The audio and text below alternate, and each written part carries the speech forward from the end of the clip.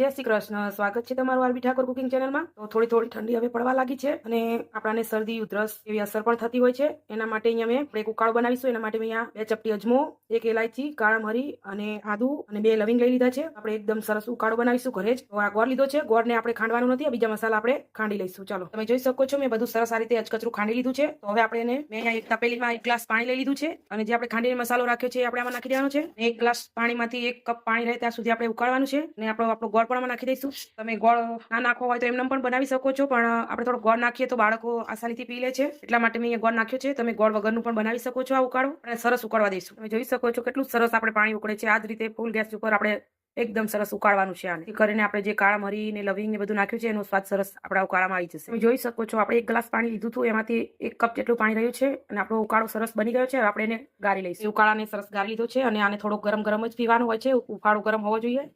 અને જો આપણાને શરદી ઉધરસ કંઈ પણ થયું હોય તો તમે 2 થી 3 વખત આ ઉકાળો બનાવીને પીશો એટલે તમને તરત જ એમાં રાહત મળશે. જો તમને મારી આ રેસીપી ગમી હોય તો લાઈક, શેર અને સબસ્ક્રાઇબ કરવાનું ભૂલતા નહીં અને તમે પણ આ રીતે એક વખત ઉકાળો જરૂરથી બનાવીને પીજો. જય શ્રી કૃષ્ણ.